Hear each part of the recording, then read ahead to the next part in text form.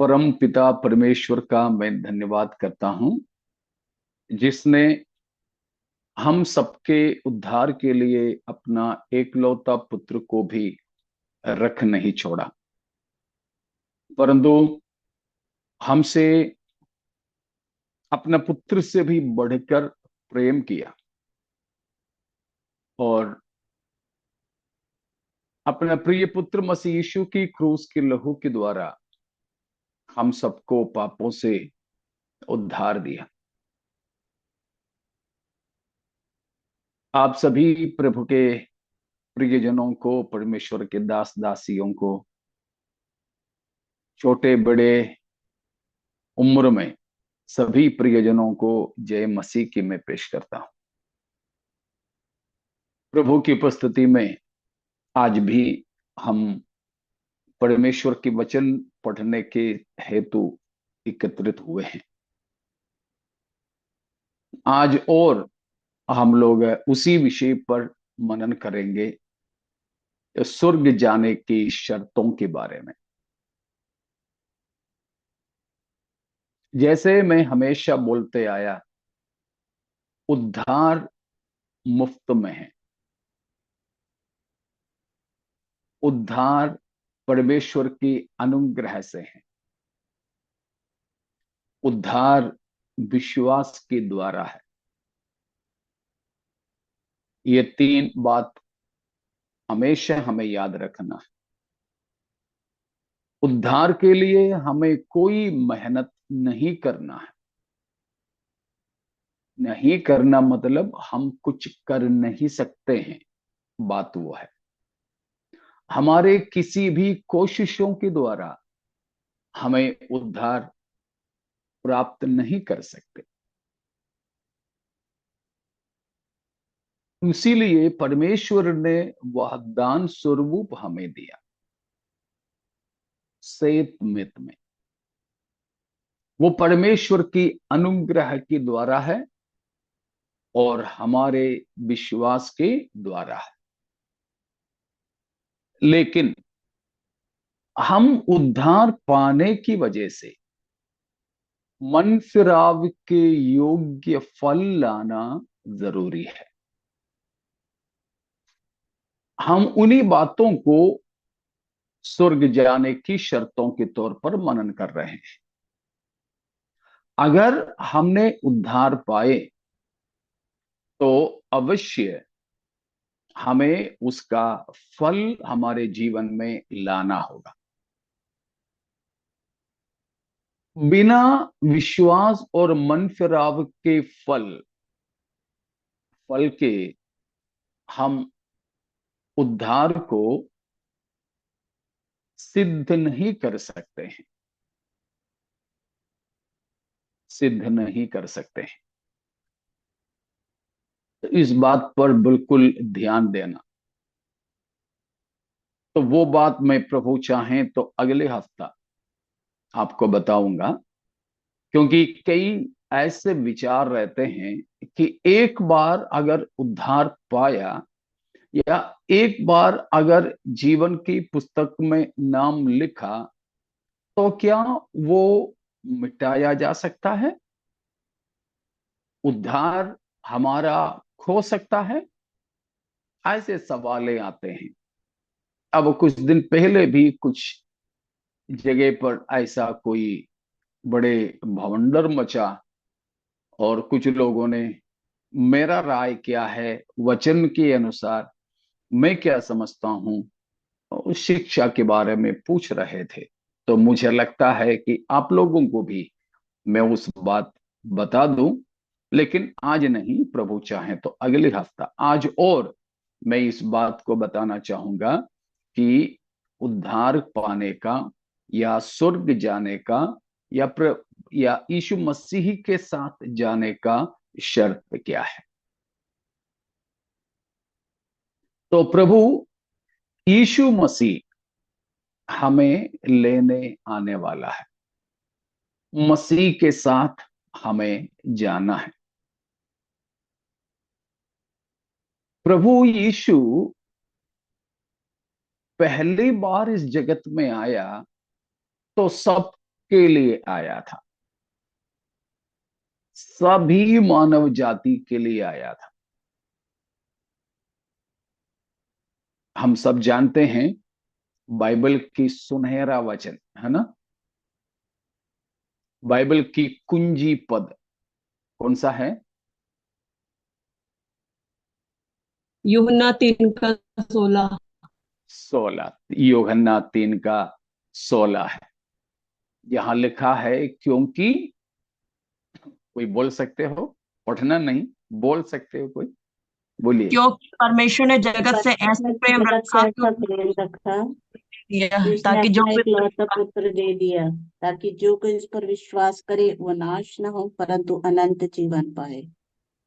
Praise God, hallelujah.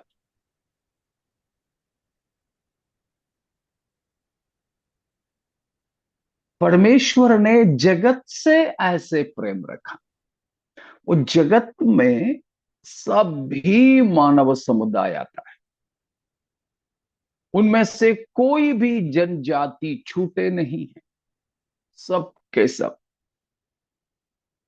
सभी मानव जाति। और उसमें दूसरी बात लिखा है कि कोई भी नाश ना हो, एक भी जन को उसमें छोड़ा नहीं है। Praise God.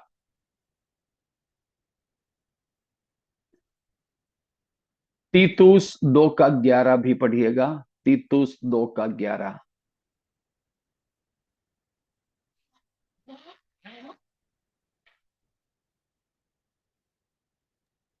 क्योंकि परमेश्वर का वह क्योंकि अनुग्रह प्रकट है। परमेश्वर का वह अनुग्रह प्रकट है। बेटा, हाँ ठीक है, ठीक है, पढ़ लो। किरण ने पहले पढ़ना शुरू किए थे, पढ़ लो अभी। क्योंकि परमेश्वर का वह अनुग्रह प्रकट है जो सब मनुष्यों के उद्धार का कारण है। सब मनुष्यों का उद्धार का कारण है, क्योंकि परमेश्वर का वह अनुग्रह प्रकट है जो सब मनुष्यों का उद्धार का कारण। तो कहने का मतलब, प्रभु यीशु मसीह पहली बार जगत में मनुष्य बनकर जो आया था, वह सबके लिए था, सब मनुष्यों के उद्धार के लिए था।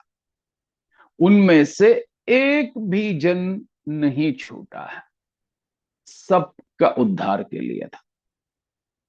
लेकिन अब यीशु मसीह आ रहे हैं, दोबारा मसीह जो आता है वह सबके लिए आ रहा है?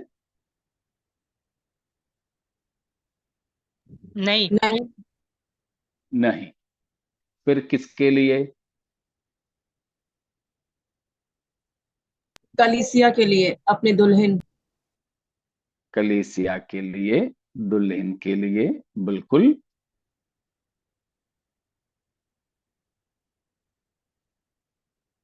उसमें एक मुख्य वचन है, इब्रानियों 9 का 28। इब्रानियों 9:28। वैसे ही मसीह भी बहुतों के पापों को उठा लेने के लिए एक बार बलिदान हुआ, और जो लोग उसकी बाट जोते हैं उनके उद्धार के लिए दूसरी बार बिना पाप उठाए हुए दिखाई देगा। पहले मसीह किस लिए आया था? पापियों के पाप लिए। को उठाने के लिए। बहुतों के पापों को उठा ले जाने के लिए। उठा ले गया?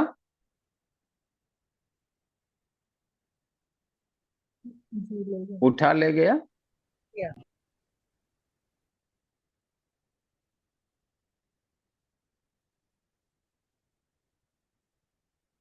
पहला पतरस 2 का 24, उसके बाद हम वापस आएंगे इब्रानियों में। इब्रानियों 9 का 28 में हमने देखा कि यीशु मसीह एक बार जगत में दिखाई दिया, यानी पृथ्वी पर आया, इसलिए कि वो बहुतों के पापों को उठा ले जाएं। उठा ले गया था, देखेंगे पहला पत्रस 2:24।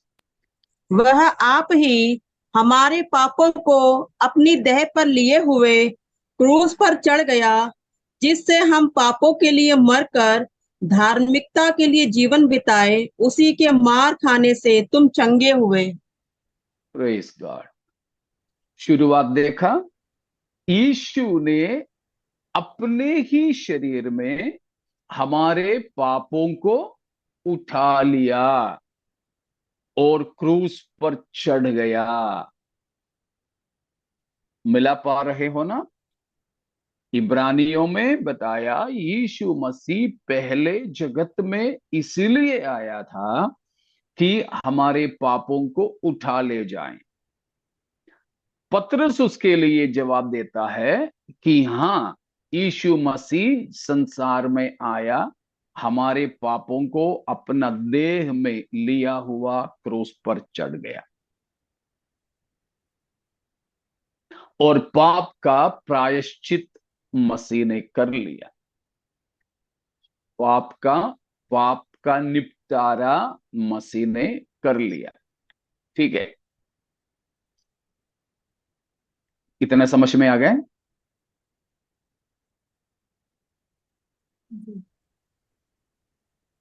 ठीक है, तो अब वापस जाते हैं इब्रानियों 9:28 में। दूसरा हिस्से में प्रेरित वहां बताता है यीशु मसीह अब दूसरी बार आने वाला है। यीशु मसीह अब दोबारा या दूसरी बार आने वाला है, लेकिन किस लिए नहीं आ रहा है? आप लोग भी मेरे साथ में चलिए। मसीह अब दूसरी बार किस लिए नहीं आ रहा है? पापों को उठाने नहीं आ पाप हाँ, पापियों को उठाने नहीं आ रहा है। उठाने के लिए नहीं, पापियों को नहीं, पापों पाप को उठा ले जाने के लिए नहीं आ नहीं आ रहा है। फिर किस लिए आ रहा है? जो उसकी बाट जोते उनको लेने के लिए। हाँ, वहां लिखा है जो मसीह के बाट जोते हैं उनको लेने आ रहा है। तो कहने का मतलब, प्रभु यीशु मसीह पहले जो आया था वो सबके लिए था, लेकिन अब जो आ रहा है सबके लिए नहीं आ रहा है। केवल उन्हीं के लिए है जो की बाट पापों जो से मन फिरा कर मसीह की बाट जोते हैं। इसीलिए हम इस बात को सीख रहे हैं कि प्रभु यीशु मसीह के साथ जाना है तो कुछ शर्तें हैं। कितने बातों को हम देखे थे, आपको याद होंगे? 36। ठीक है, 36 बातों को हमने देखा। प्रभु यीशु के साथ जाने के लिए हमको वो सारी शर्तें हैं। ये सब शर्तें बोलने से भी ये रहेगा कि स्वर्ग राज्य में प्रभु यीशु के साथ जाने वालों के जीवन शैली ऐसा होगा। अगर अपने जीवन की शैली ऐसा नहीं है जो हमने 36 बातों को देखे, तो हम मसीह के हैं ही नहीं, मसीह के तो हो ही नहीं सकते। जो मसीह के नहीं हैं उनको मसीह लेके भी नहीं जाएंगे। 35वां और 36वां बातें क्या क्या थे? 35वां एक जन बोले, 36वां दूसरा कोई बोले। 35वां शर्त क्या था? जीवन की पुस्तक जीवन की पुस्तक में हमारा नाम होना चाहिए।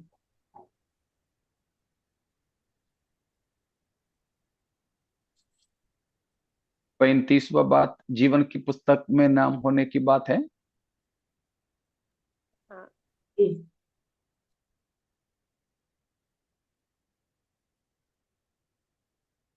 जीवन की पुस्तक में नाम है क्या नहीं। मन फिराव के योग्य फल लाना है। मन फिराव के योग्य फल लाना है। और 36वीं बात, परमेश्वर से प्रेम रखना करना। स्वर्ग में केवल वे ही जा सकेंगे जो परमेश्वर से प्रेम रखते हैं, क्योंकि वहां हमने देखा और कोई भी प्रकार के भावना नहीं, बस प्रेम, प्रेम करना, प्रेम करना, परमेश्वर से प्रेम। इस जगत में रहकर ही कर ले, मसीह हमारे प्रथम प्रेम हो, हमारा पहला, गीत गाते हैं ना, वो हम मेरा पहला पहला प्यार है करके गाना गाते हैं ना। अर्थ समझकर, मतलब समझ करके गाते हो कि नहीं, सच्चाई से गाते हैं कि नहीं। यीशु हमारे पहला पहला प्यार है।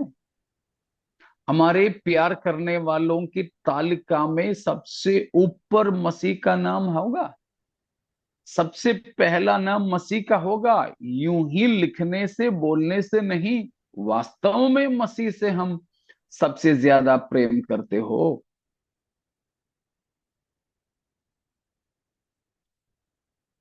ठीक है, हम सबसे अधिक हमारे प्रभु से प्रेम करें।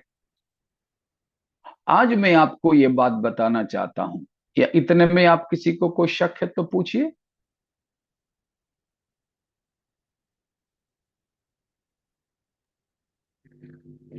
पास्टर, वो पापों के बारे में आप बोल रहे थे ना। किसकी? पाप पाप लेके बोल रहे थे ना वचन। यीशु मसीह पहली बार पापों के लिए मारा गया, पहली बार जब जगत हम्म में आया यीशु। तो वो हम्म भूत, वर्तमान और भविष्य, पास्ट, प्रेजेंट और फ्यूचर का वो थोड़ा समझाएंगे प्लीज। पापों के लिए यीशु मसीह भूतकाल, वर्तमान का और भविष्य का, ऐसा करके कुछ एक है वचन। मुझे लगता है कि आप इसलिए पूछ रहे हैं क्योंकि ऐसा प्रचारक लोग आजकल है जो प्रचार करते हैं, सिखाते हैं कि यीशु मसीह क्रूस पर जो मारा गया है, इसीलिए आप भविष्य में करने वाले सारे पापों का भी माफी हो गया है। हाँ हाँ। इसीलिए पूछ रहे हो ना? हाँ जी मास्टर, ऐसा ही सुना हाँ, है। ऐसा, यह गलत शिक्षा है। इसीलिए वो शिक्षा देखते हुए लोग ये बोलते हैं कि आप कुछ भी पाप करते जाओ भाई, उन सबका निपटारा मसीह ने कर लिया है। ये गलत शिक्षा है, ये गलत शिक्षा है। मतलब ऐसे है कि देखो, आ, जैसे हमारे दुरंतो का ट्रेन है, दुरंतो ट्रेन या राजधानी ट्रेन आपने देखा होगा। उसमें हमारी टिकट का पैसा बाकी टिकटों से काफी ज्यादा है। वो इसीलिए है कि खाने का भी पैसा वे लोग हमसे वसूलते हैं। आपको उन गाड़ियों में, राजधानी में हो या फिर दुरंदों में हो जाओगे तो पानी तक लेके नहीं जाना।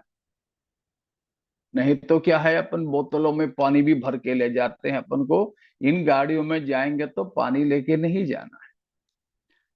आप उसमें बैठते बैठते ही आपको एक एक बोतल रेल नीर की पानी मिल जाएगा।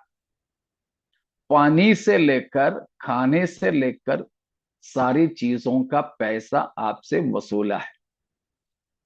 इसीलिए उसमें सफर करने वालों को ये बताए जाते हैं कि देखो भाई, ये गाड़ी तुम्हारी स्टेशन में तुम्हें उतारने तक तुम्हें जो भी खाना पीना है सब कुछ का पैसा वसूला है, इसलिए तुम पेट भर के खा लो।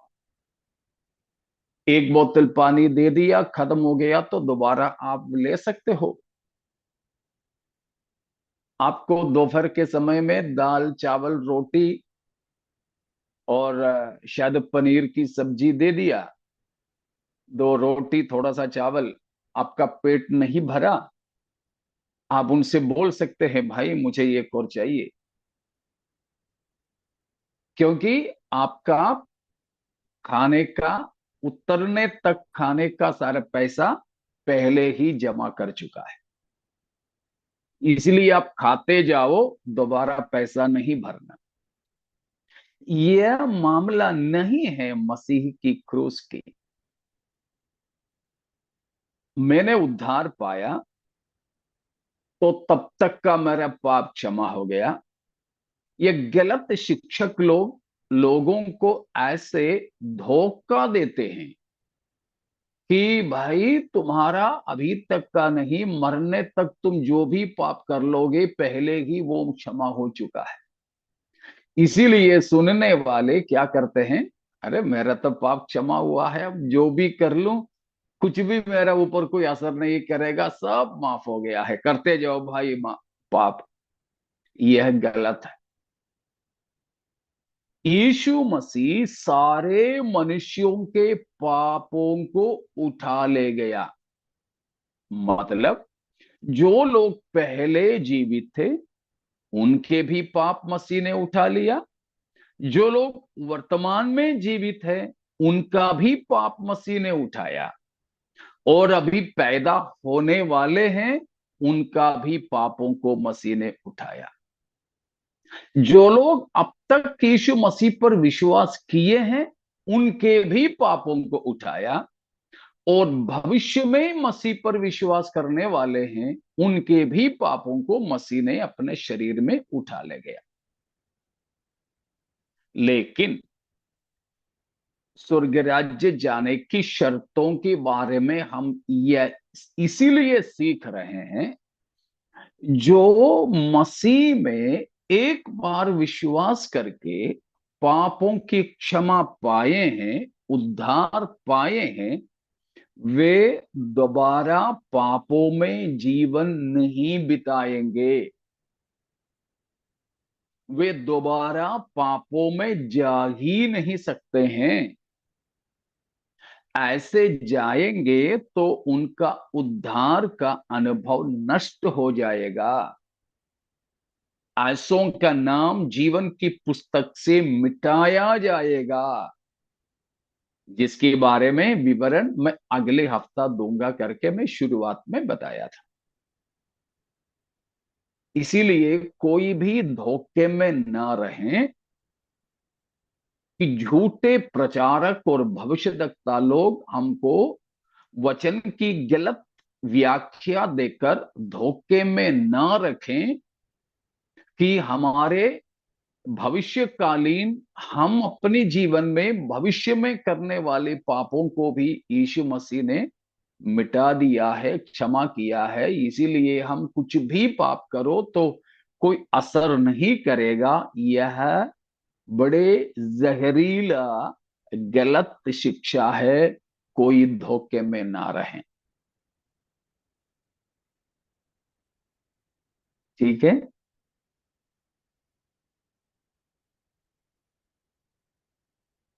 समझ में आया इस बात?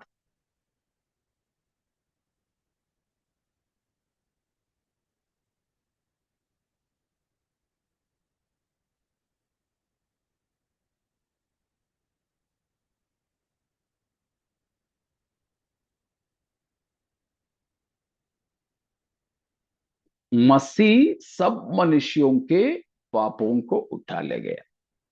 उसमें भूतकालीन पाप, वर्तमान कालीन पाप, भविष्यकालीन पाप करके पाप का त्रिकाल अनुभव नहीं है। यह शैतान की शिक्षा है। धोखे में ना रहे।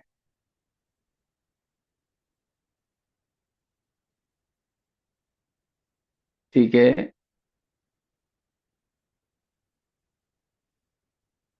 और कुछ शक है?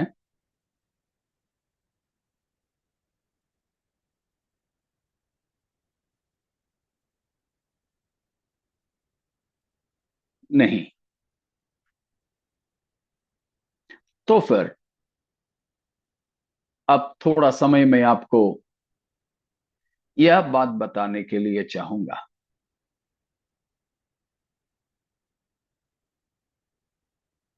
बाइबल में, खासतौर पर नया नियम में, कौन कौन स्वर्ग के राज्य के वारिस नहीं हो सकता है बताया।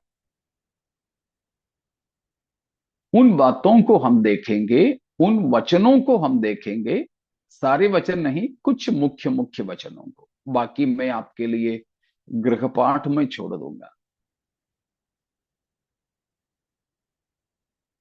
जो भाग जहां बाइबल सख्तता से बताते हैं कि कौन कौन किस किस तरह के लोग परमेश्वर के राज्य के वारिस नहीं हो सकते हैं,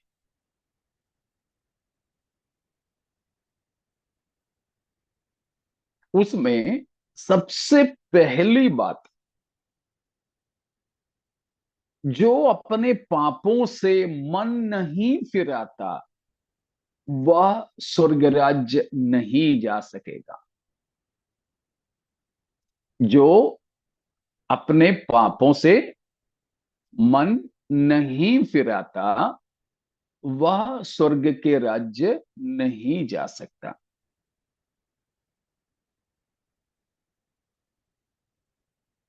इसलिए था हमने स्वर्ग राज्य जाने की शर्तों में सबसे पहले बातों में एक देखे थे कि मन फिराना। लूका 13 का 3 को पढ़िए। लूका 13 का 3। मैं तुमसे कहता हूँ कि नहीं, परंतु यदि तुम मन न फिराओगे तो तुम सब भी इसी रीति से नष्ट होंगे। 5वां पद भी 5। मैं तुमसे कहता हूँ कि नहीं, परंतु यदि तुम मन न फिराओगे तो तुम सब भी इसी रीति से नष्ट होंगे। मन न फिराओगे तो तुम सब इसी रीति से नष्ट हो जाओगे। तो जो मन नहीं फिराता है वे उद्धार नहीं पा सकते हैं, वे प्रभु के राज्य में नहीं जा सकते हैं। दूसरा कुरिन्थियों 7 अध्याय, दूसरा कुरिन्थियों 7वां अध्याय,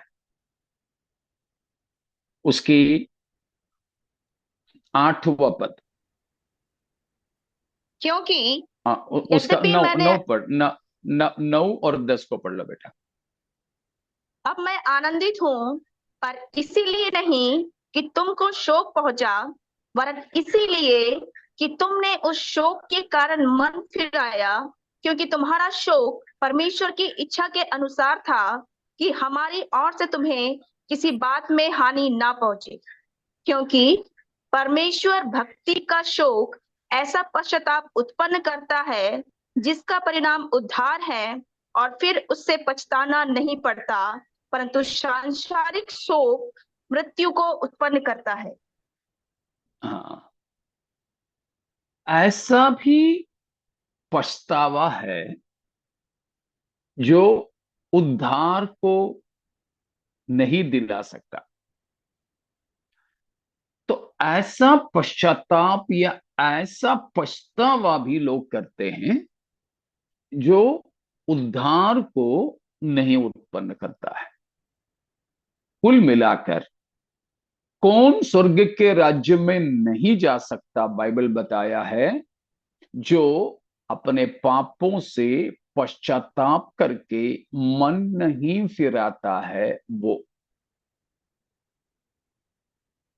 अब चर्च जाने वाले बहुत हैं, बाइबल पढ़ने वाले बहुत हैं, गीत गाने वाले हैं, बपतिस्मा लेने वाले हैं, लेकिन बहुत ही कम लोग हैं जो सच में मन फिराते हैं। सही में मन फिराने वाले बहुत कम रहते हैं। जो मन नहीं फिराते हैं वे स्वर्ग के राज्य में नहीं जा सकते हैं। तो इसलिए बाइबल यह बताते हैं कि स्वर्ग के राज्य में प्रभु यीशु की आगमन में नहीं जा सकते हैं ऐसा कौन है? पहला, मन न फिराने वाले। अब दूसरी बात, हम चलेंगे प्रकाशित वाक्य 21 का 8वां पद। प्रकाशित वाक्य 21 का 8। क्योंकि परंतु डरपोकों और अविश्वासियों और घिनौनों और हत्यारों और व्यभिचारियों और टोनहों और मूर्ति पूजकों और सब झूठों का भाग उस झील में मिलेगा जो आग और गंधक से जलती रहती है। यह दूसरी मृत्यु है। जो स्वर्ग नहीं जा सकते हैं ऐसे 8 प्रकार के लोगों के बारे में बताया है। पहले हमने देखा जो मन नहीं फिराते वे स्वर्ग नहीं जा सकेंगे।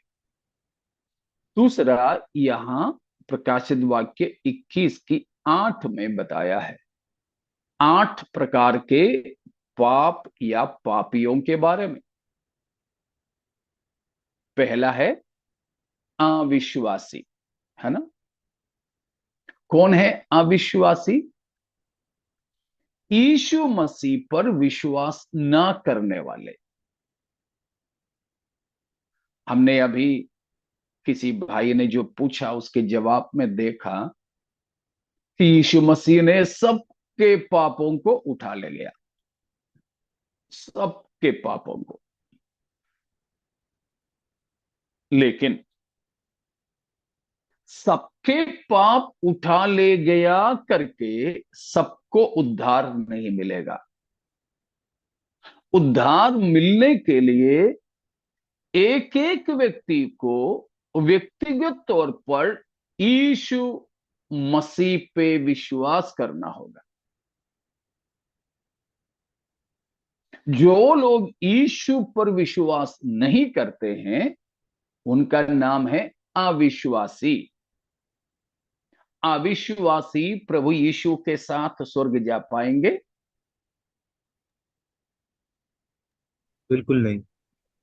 बिल्कुल नहीं। तो हर एक को यीशु पर विश्वास करना होगा। यीशु पर क्या विश्वास करना है? आपको याद होंगे शायद,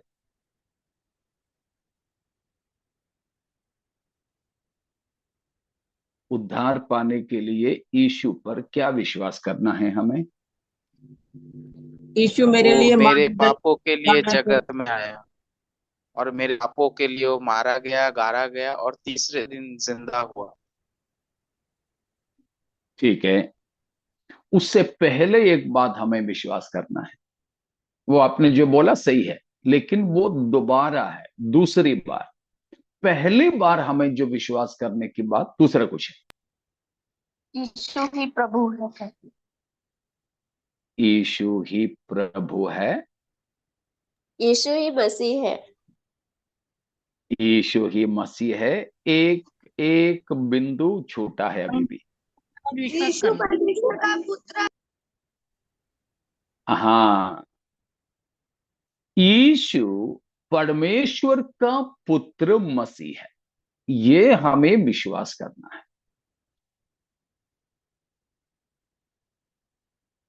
यूहन्ना 20 का 31वां वचन को पढ़ लिए। यूहन्ना 20 का 31।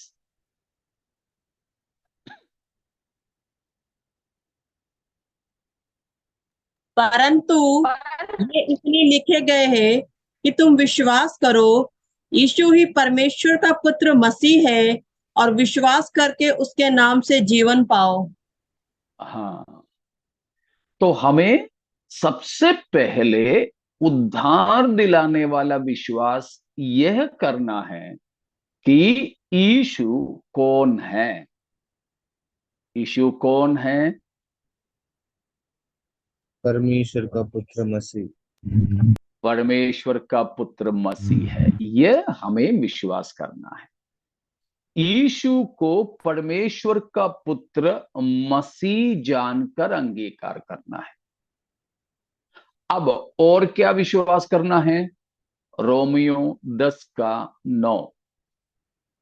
रोमियो 10:9 कि यदि तू अपने मुंह से यीशु को प्रभु जानकर अंगीकार करे और अपने मन से विश्वास करे कि परमेश्वर ने उसे मरे हुए में से जिलाया, तो तू निश्चय उद्धार पाएगा। हाँ, तो विश्वास का दूसरा मुद्दा है, यीशु क्रूस पर मेरे लिए मारा गया, गाड़ा गया और तीसरा दिन जी उठा है, इसीलिए यीशु प्रभु है। देखा, ये दो विश्वास जब तक एक व्यक्ति नहीं करेगा उसका उद्धार नहीं होगा। क्या क्या विश्वास करना है? यीशु परमेश्वर का पुत्र मसीह है, वो यीशु मेरे पापों को क्रूस पर उठा ले गया, मेरे पापों के लिए मारा गया, गाड़ा गया, लेकिन तीसरा दिन जी उठा। वो अभी भी जीवित है। यह दोनों बात अगर कोई पापी विश्वास कर ले और पापों से मन फिरा ले, उसी का उद्धार होगा, उसी का उद्धार होगा। मरकुस 16:15। मरकुस 16:15।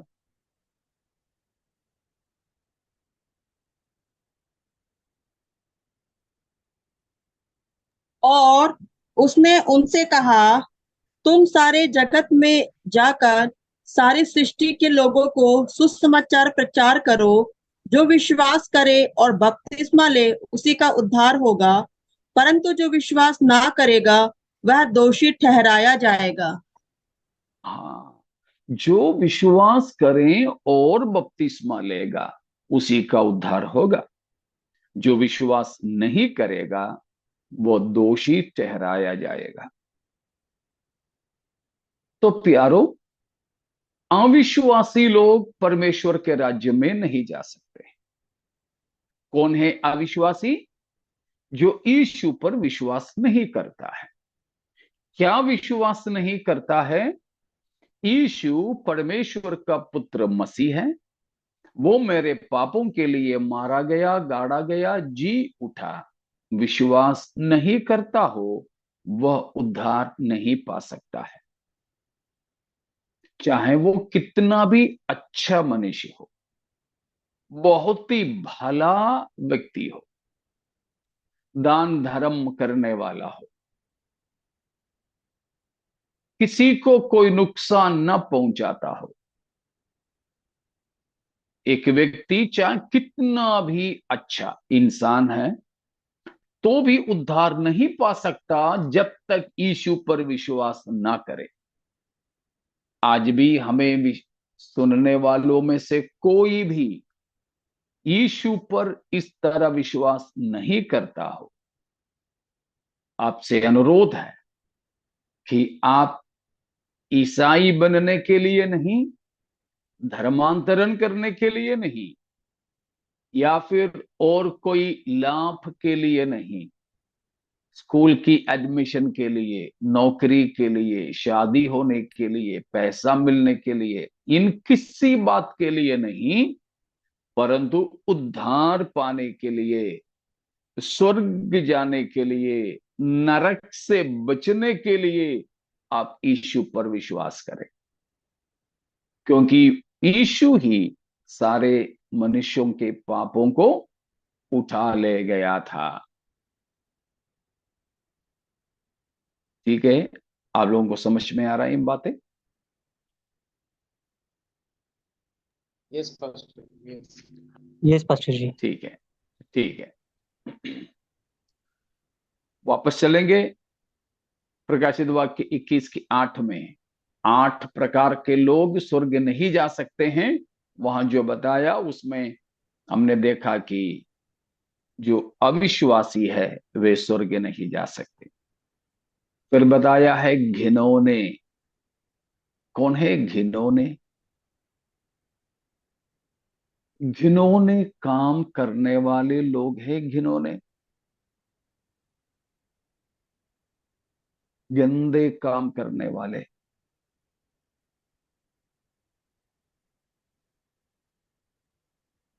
हमारे बच्चे, हमारे खुद के बच्चे, मैं भी 2 लड़के बच्चों के बाप हूं।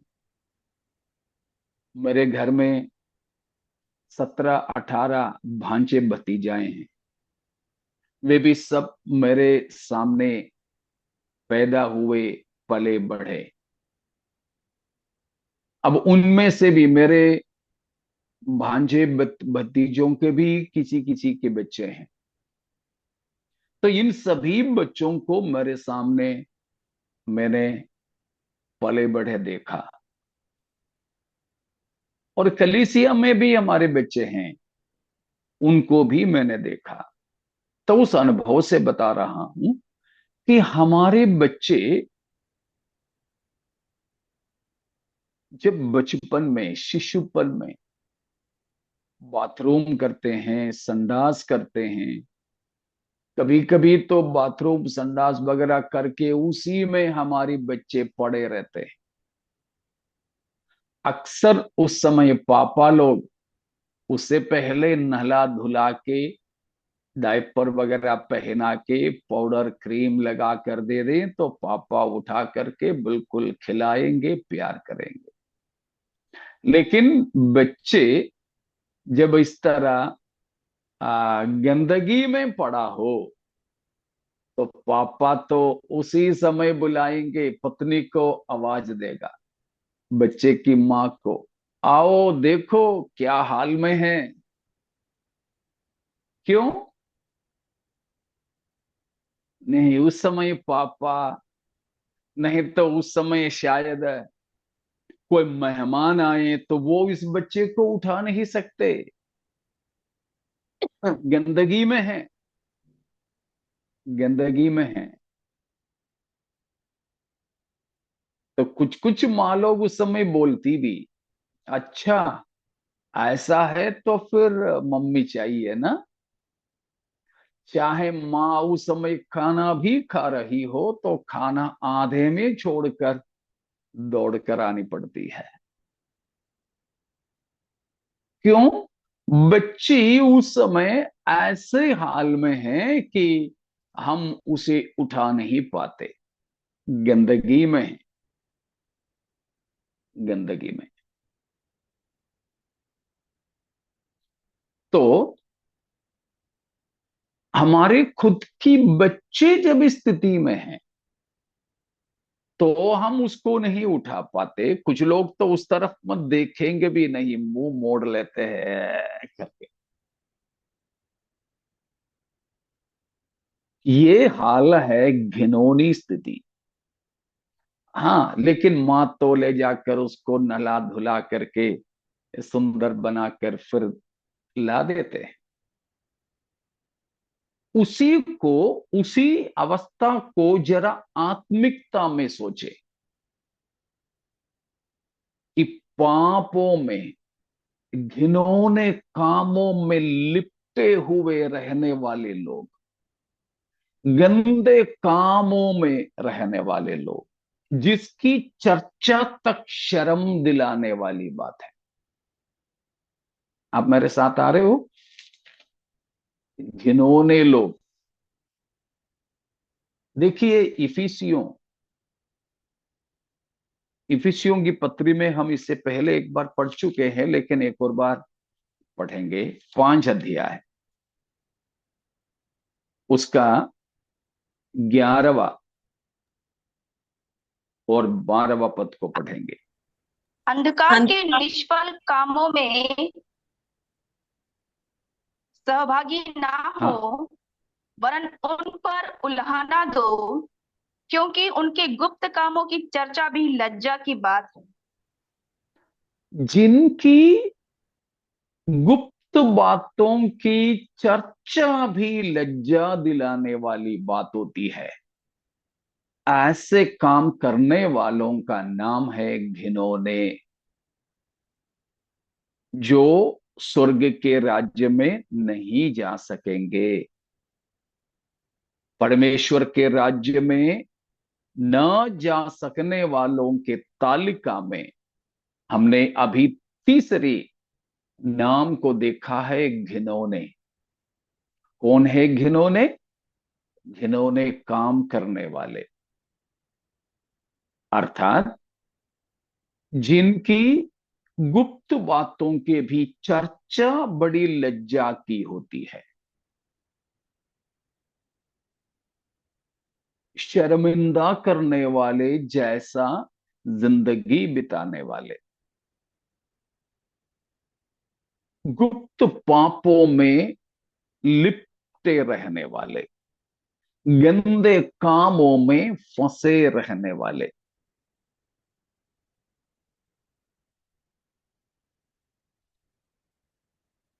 जो हमने गुप्त में किए अगर उसकी खुलासा हो, हमें शर्मिंदा होना पड़े, ऐसे जिंदगी बिताने वाले हैं घिनौने।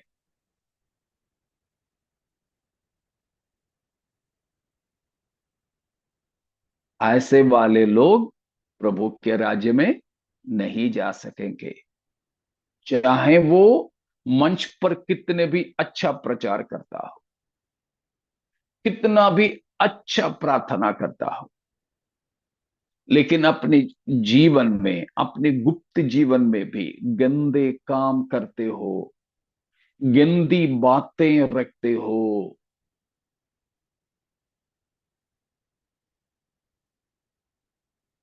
मैंने देखा और सुना है कि गांवों में कुछ लोग ये मुर्गी की अंडे चूजों को निकालने के लिए मुर्गी के नीचे रखते हैं। 21 दिन उस पर मुर्गी बैठकर अंडों को गरम देने के बाद 18वां दिन से लेकर 21 दिन तक उसके अंदर से चूजे निकलते हैं। लेकिन कुछ ऐसे अंडे हैं 21 दिन नहीं, 30 दिन भी रखो तो भी उसके अंदर से चूजे नहीं निकलते, क्योंकि उस अंडे के अंदर जान नहीं है। कभी कभी कुछ बुजुर्ग लोग ये जो अंडे रखते हैं, वे इस अंडा अंदर से फूट नहीं निकला करके उसको हल्के से तोड़ देते हैं। बाप रे, उस पूरा इलाका इतना गंदा बदबू से भरा होता है। अगर उस अंडे की अंदर की चीजें किसी के शरीर में भी पड़े तो नहा लो तो भी उसकी बदबू नहीं जाता। उतना बदबूदार जीवन है कई सारे लोगों के, लेकिन वो अंडा जब तक उसकी छिलका नहीं टूटा ना, उसकी सारी बदबू अंदर ही अंदर थी।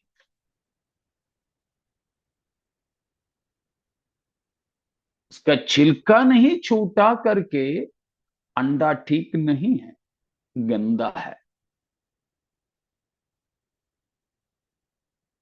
तो कई सारे ऐसे लोग हैं जिनकी गुप्त जीवन बहुत ही गंदगी से भरा है, कपटता से भरा है, घिनौने कामों से भरा है। अगर प्यारो हमारे किसी के भी जीवन में ऐसा कोई गंदा गुप्त लज्जा की गुप्त जीवन है, आज ही अलविदा करें, उसको छोड़ दें, त्याग दें, मसीह यीशु के लहू से धोए जाने के लिए अपने आप को समर्पित करें। भले ही लोगों को किसी को पता नहीं हमारी गुप्त जीवन की गंदगी के बारे में, लेकिन परमेश्वर जानता है, और परमेश्वर न्याय के दिन में ये सब कुछ खुलासा करेगा। हमें लज्जित होना ना पड़े। तो गंदा काम करने वाले, ये जो घिनौने लोग परमेश्वर के राज्य में प्रवेश नहीं कर सकते। घिनौनों के बाद फिर कौन है?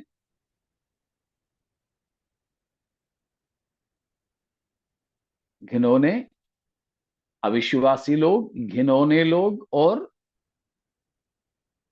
हत्यारे। हत्यारे, हत्या करने वाले। हम लोग पहाड़ी उपदेश में सीख चुके हैं 5 अध्याय की 20 से लेकर के पदों में। हत्यारे होने के लिए क्या हमें किसी की खून करना पड़ेगा? नहीं। बिल्कुल नहीं। वहां लिखा है, अरे मूर्ख करके कह दिया, या फिर किसी के इज्जत को हमने तोड़ दिया, किसी की हमने अनादर किया, ये सब कुछ हत्यारे में आता है। तो उस प्रकार हत्यारे लोग परमेश्वर के राज्य में प्रवेश नहीं कर सकते। आजकल खुद के माँ बापों को जान से मारने वाले बच्चे, खुद की पति को जहर खिलाकर मारने वाले, सुपारी देकर मरवाने वाले पत्नियां, उल्टा खुद की पत्नियों को मारने मरवाने वाले पतियां, अपने ही बच्चों की हत्या करने वाले माता पिताएं, वे कोई प्रभु के राज्य में नहीं जा सकेंगे। पिछले 2 हफ्ते पहले मैंने पढ़ा अखबार में, केरल की एक बात है। 22 साल की एक लड़की एक बच्चे को जन्म दिया, लेकिन उस बच्चे को जान से मारा। पैदा होते होते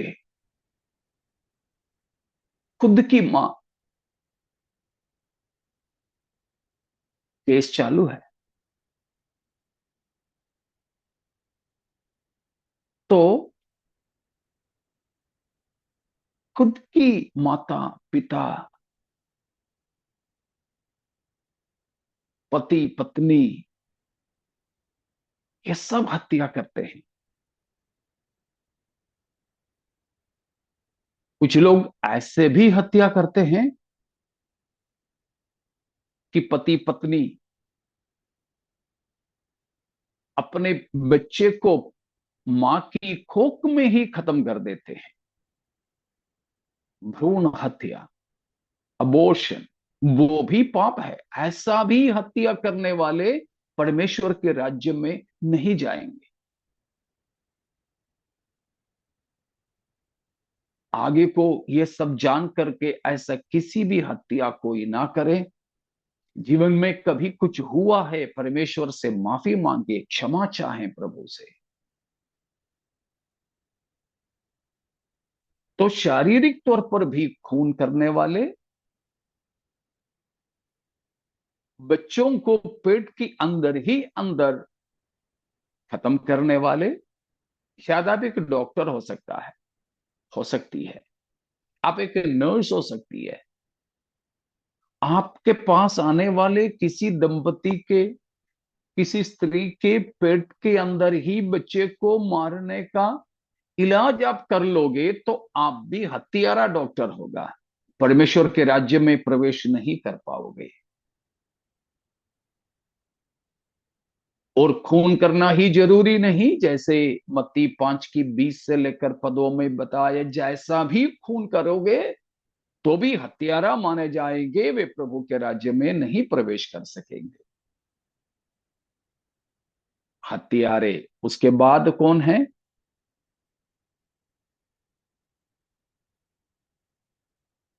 साथ लेके व्यभिचारी। चलिए। व्यभिचारी। उसका भी वही मतलब, शारीरिक तौर पर व्यभिचार करने वाले हो या मानसिक तौर पर व्यभिचार करने वाले हो। उसके बारे में भी प्रभु यीशु मसीह ने मत्ती 5 में 28 से लेकर वचनों में बताया। कोई शारीरिक तौर पर किसी के साथ अत्याचार या व्यभिचार करने की जरूरत नहीं है व्यभिचारी कहलाने के लिए। किसी पुरुष पर या किसी स्त्री पर कुदृष्टि डाले, गंदे नजर से देखें तो भी व्यभिचार होता है।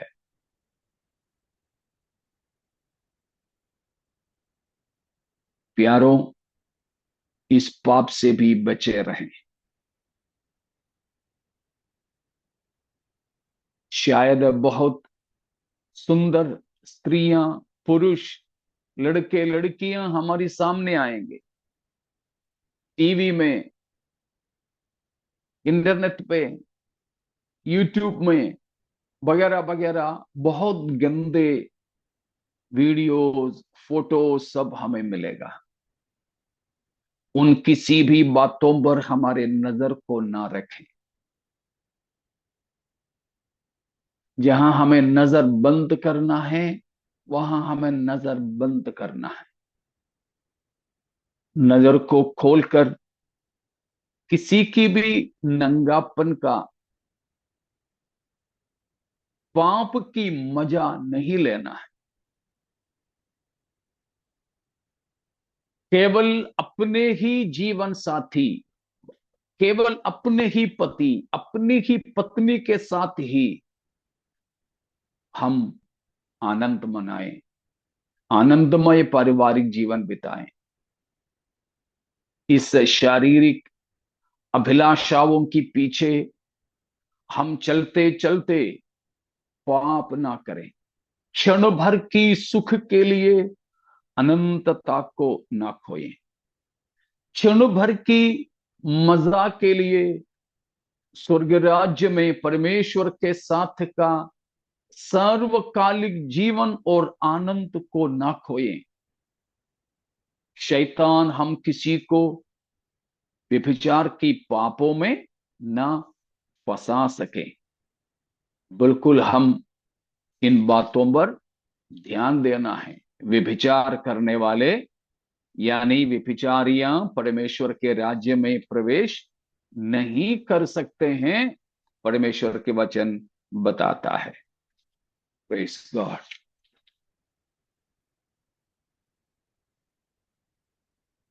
तो ये सब बातें प्रभु के वचन में बहुत से अलग अलग जगहों पर भी बताया है। तो इस तरह की पापों से भी हमें क्या करना है? भागना है, दौड़ना है। व्यभिचार से हमें दौड़ना है। तो व्यभिचारी लोग, यौन पाप में जीवन बिताने वाले लोग परमेश्वर के राज्य में नहीं जा सकेंगे। चाहे गलत पिक्चर देखते हो, गलत सिनेमा देखते हो, गलत वीडियो देखते हो, ये भी सब करने वाले परमेश्वर के राज्य में प्रवेश नहीं कर सकेंगे। अगला कौन है व्यभिचारी के बाद? दोनों। जादू टोना करने वाले, टोने, जादू टोना करने वाले, करवाने वाले, जादू टोनों पर विश्वास करने वाले भी प्रभु के राज्य में नहीं जा सकेंगे। जादू टोनों से बचे रहें। हमारे मुंबई में तो लोकल ट्रेनों में भी, रेलगाड़ियों में भी विज्ञापन रहता है, बस 100% गारंटी के साथ, 100% गारंटी के साथ, फलाने से फलाना पूजा नहीं तो तंत्र मंत्र करवाओ, काम पक्का। अगर काम नहीं हुआ तो पैसा वापस। तो लोग अपने काम जल्दी निपटाने के लिए ऐसों के पास जाते हैं। तांत्रिक मांत्रिक और ज्योतिषियों के साथ बात करने के लिए हमें अपने मोबाइल में मैसेज आता है। कल भी मुझे एक मैसेज आया, फलाना ज्योतिषी के साथ बात कर लो, पहला 10 मिनट फ्री, उसके बाद में पैसा लगेगा। जादू टोने पर हम आशरा ना रखें। ऐसे लोग शैतान से काम करवाने वाले होते हैं, नरक जाएंगे। उसके बाद टोने लोगों के बाद मूर्ति पूजकों। मूर्ति पूजकों। परमेश्वर से ज्यादा किसी से भी प्रेम करें, कोई मूर्ति रखने की कोई जरूरत नहीं। मसीह लोग भी, कुछ लोग तो यीशु मसीह की फोटो रखते हैं, क्रूस रखते हैं, वो भी मूर्ति पूजा है। किसी भी तरह की मूर्ति पूजा होना नहीं चाहिए। इसलिए है हम जेवर पहनने के लिए भी मना करते हैं, क्योंकि कई सारे लोग हैं जेवर सोने का चांदी का जो भी पहनकर उसके नीचे एक क्रूस लटका देते हैं, वो भी मूर्ति पूजा है। कुछ लोग कान में कुछ पहनते हैं, उस पर भी क्रूस का निशान रखते हैं। कोई तो अंगूठियां पहनते हैं, उस पर भी क्रूस के निशान रखते हैं। मूर्ति पूजा है वो, तो नहीं चाहिए। मूर्ति पूजक लोग परमेश्वर के राज्य में प्रवेश नहीं कर सकते हैं। उसके बाद झूठे लोग। झूठे लोग। शायद अब तक जो बताए 7 चीजों से हम में से कई सारे लोग स्वतंत्र होंगे ना, लेकिन ये 8वां पाप, झूठे, झूठ बोलना, झूठ की गढ़ना, झूठ करना, ये सब होता है हमारे जीवन में। झूठ बोलने वाले भी परमेश्वर के राज्य में प्रवेश नहीं कर सकेंगे। प्यारों, बड़ा गंभीर है मामला। हम लोग बच्चों को बोलते हैं, बच्चे झूठ मत बोलना, लेकिन हम खुद ही झूठ बोलते हैं। हमारे बच्चे अगर किसी वजह से आज स्कूल नहीं जा पाए, अगला दिन में डायरी में लिख के देना पड़ता है। शायद लिख देते हैं कि बीमार थे, लेकिन मां सो गई थी, बच्चे को जगा नहीं पाए, तैयार करके भेज नहीं पाए। लेकिन डायरी में तो नहीं लिख सकते हैं कि मैम मम्मी सो गई थी इसीलिए कल स्कूल नहीं आए। उसके लिए झूठ बड़े आराम से, बीमार था। क्या बीमारी था? पेट की बीमारी। वो तो कोई माप भी तो नहीं सकते।